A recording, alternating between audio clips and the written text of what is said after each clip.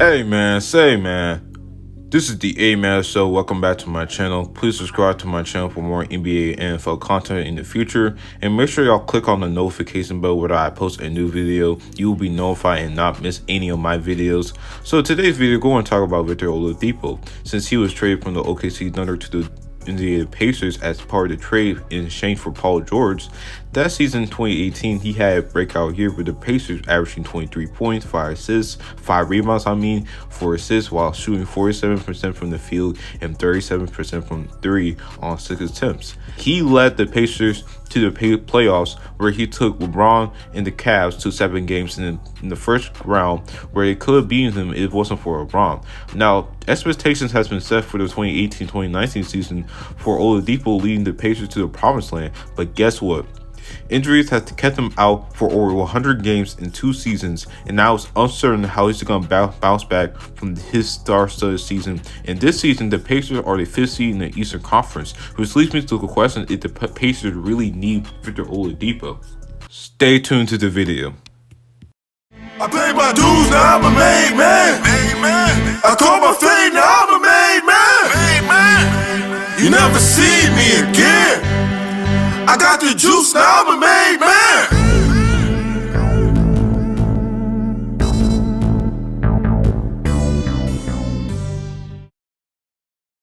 Oladipo wasn't viewed as a franchise player, as he was the second pick of the bombarded 2013 draft class, which featured Anthony "Anus" Bennett as the first pick of that year's draft. Really, that 2013 draft class didn't have a consistent #1 pick, and that year it was either Nerlens Noel or Alex Len. But picking Bennett as the first pick of that year's draft class, was very shocking, and that shows why the 2013 draft class sucked ass. Excluding Giannis from this class, as he's the best player in the landslide, you got CJ McCollum, who's one of the better 2 guards in the league, and Otto Porter, who's a very, very solid player, and Victor Oladipo, the player we're talking about in this video, as they're the only players in this draft class who are above average or play at an all-star level.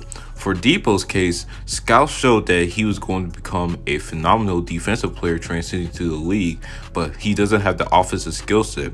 Well, he did sort of prove these scouts wrong, as he averaged a solid 13 points, 4 assists, 4 rebounds, and 4 assists, while shooting below 40% from the field and 33% from 3 on 3 attempts.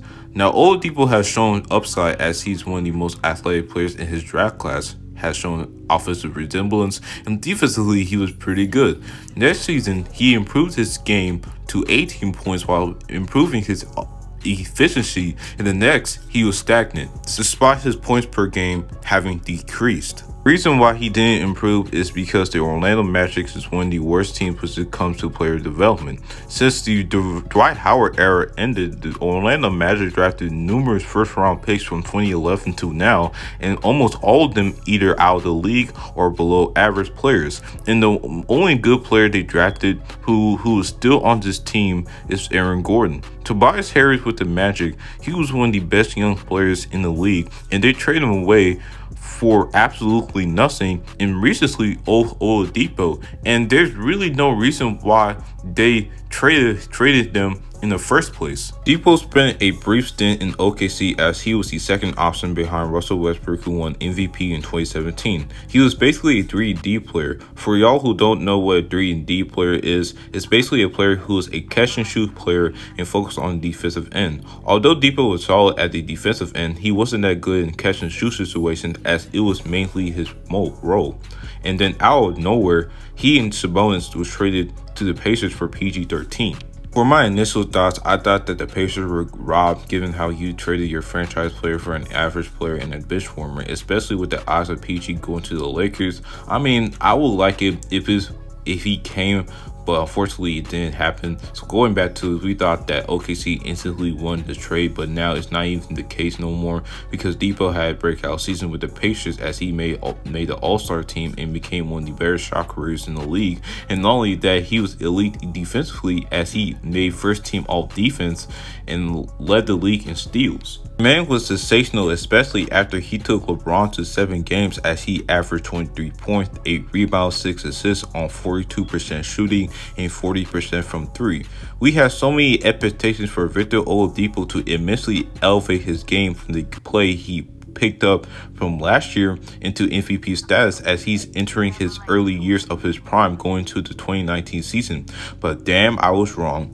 Depot had a relatively good start in his first 16 games of the season as he averaged 21 points, 6 rebounds, 5 assists while shooting 44% from the field and 34% from 3.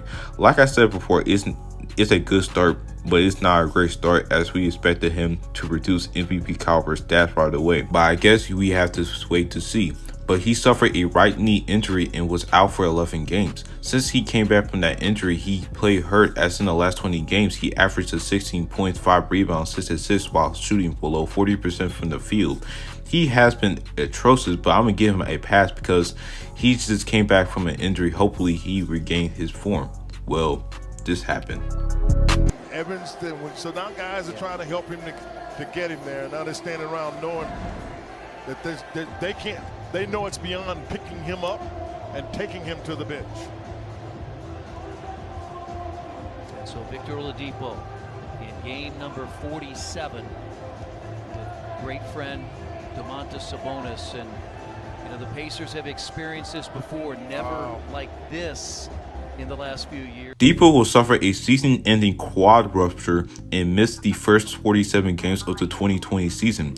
It is highly ironic how he suffered a right knee injury and then suddenly ruptured his quad. The difference between him and George is that PG has been very durable, as in the first 2 seasons of his career, he played over 80 games, and despite having one of the worst freak accidents in NBA history, he is just as good, if not better, than he was before he had that injury, whereas Depot never played over 80 games, and he endured a knee injury which led to a rupture.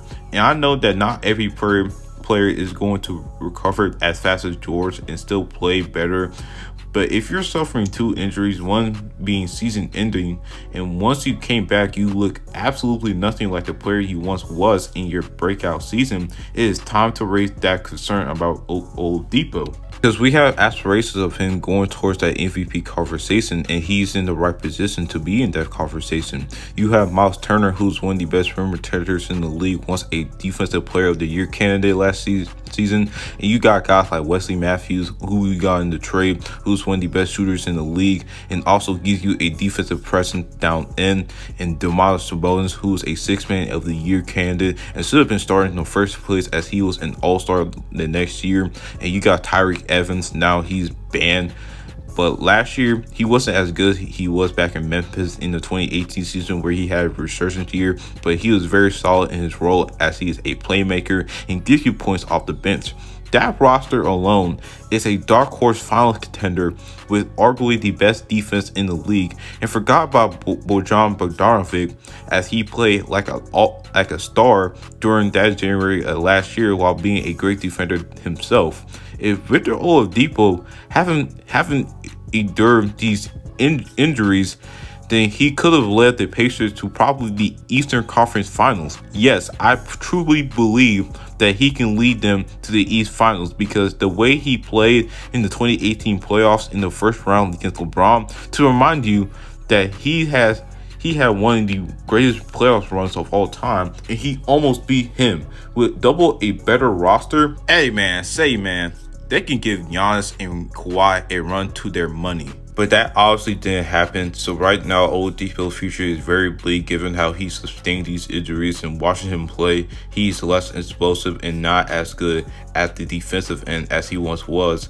And now Malcolm Brogdon, Domantas Sabonis, and TJ Warren is leading their team to the 5th seed in the East. And it's looking like Oladipo is not enough to take this team to the next level. In Dipo's contract, he has 2 years left to his extension, and being that he's 28 years old and has shown quick regression in the get-go, I feel like that there is no reason to keep Oladipo with the Pacers, let alone give him a max deal, which is why I believe that they should trade him in the 2020 offseason to get this player from the Washington Wizards, which is the next video I'm gonna do, next NBA video I'm gonna do, because next video is gonna be NFL. I'm trying to balance my time organizing these 2 videos. So now that's out of the way, Victor Oladipo had that potential to become an MVP caliber caliber player one day, as he showed many flashes of brilliance in his time with the Magic, and he hasn't been going towards that level is because the Magic is one of the worst organizations to develop raw prospects and also incompetent. So they traded him to the OKC Thunder, where he was really strictly a 3-and-D player in Westbrook's MVP season, and again traded to the Pacers, where he had an all-star caliber season. But these injuries, including a devastating quad rupture he suffered, can potentially derail him in the foreseeable future. I really could have seen Depot play at an MVP level, but there are things that you can't control and you gotta deal with the situation. Thank you for watching my video. If you really love football and basketball, then give a like on the video and subscribe to my channel for more NBA and NFL content. And make sure y'all click on the notification bell so whether I post a new video, you will be notified and not miss any of my videos. And that all the way, guys, this is the A-Man Show, signing out.